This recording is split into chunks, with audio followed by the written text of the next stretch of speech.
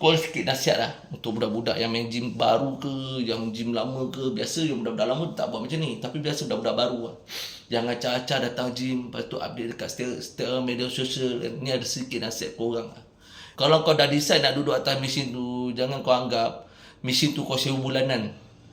Kalau kau nak jadi macam tu, baik kau terus jadi penjaga mesin tu je.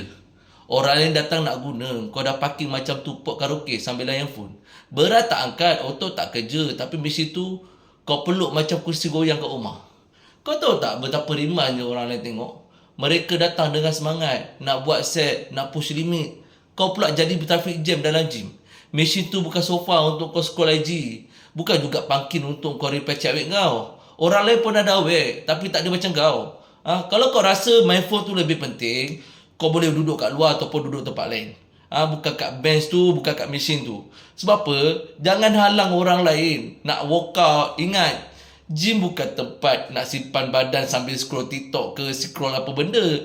Gym ni tempat kau cabar diri kau, lawan malas kau, bina disiplin kau. Kau nak fit tapi stamina cuma kuat hadap skrin. Akhirnya yang berotot cuma jari kau, bukan badan kau. So kalau kau tak nak jadi bahan umpatan dalam gym, belajar hormat orang lain. Lepas guna bangun. Tak nak guna duduk tempat lain.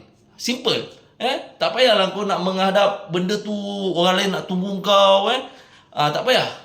Sebab apa, orang lain pun nak guna, orang lain tak terkejar-kejar untuk buat benda ni, terkejar-kejar untuk workout, terkejar-kejar untuk kejar set dia, tapi kau duduk kat situ lama-lama untuk apa? Itulah nasihat aku.